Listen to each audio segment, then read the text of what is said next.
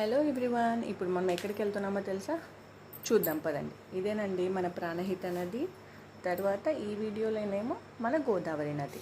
ఈ రెండు కలిసే ప్లేస్లో మన సరస్వతి నది కూడా మనకి అంతర్వాహినిగా ప్రవహిస్తుందన్నమాట. సో ఈ మూడు నదులు కలిసే ప్లేస్కి మనం వెళ్తున్నాము.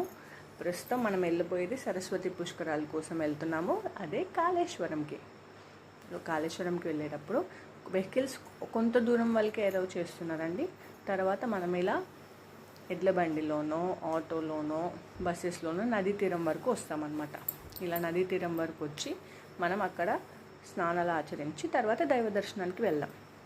మేమైతే చాలా ఎంజాయ్ చేసామండి ఎడ్ల బండిలో రావడం.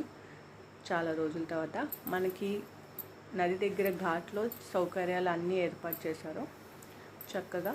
మళ్ళీ ఈవినింగ్ హారతికి కూడా అన్నీ ఏర్పాటు చేస్తూ ఉన్నారు. ఇలా నది దగ్గర మనం చక్కగా స్నానాలు ఆచరించేసేసి తర్వాత మనం ఫ్రెష్ అయిపోయి గుడికి వెళ్ళిపోవచ్చు. ఇలా మేము ఫ్రెష్ అయిపోయి చక్కగా గుడికి వెళ్దామని రెడీ అయిపోయామన్నమాట. తర్వాత మనం ఇక్కడ నుంచి గుడికి వెళ్ళొచ్చు. అక్కడ కూడా మనకి వెహికల్స్ ఏర్పాటు చేశారు, లేకపోతే నడక ద్వారా కూడా వెళ్ళిపోవచ్చు, చాలా దగ్గరేనో. తర్వాత మనం ఇలా గుడిలోకి వెళ్ళిపోయాక, టెంపుల్లోకి వెళ్ళిపోయాక ఇదిగోనండి ఇది మండపం, చాలా అందంగా అలంకరించారు కదా.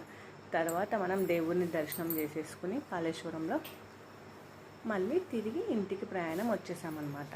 కాళేశ్వరం స్పెషాలిటీ ఏంటంటే మనకు ఒకటే పానపట్టం పైన మనకి 2 శివలింగాలు ఉంటాయి.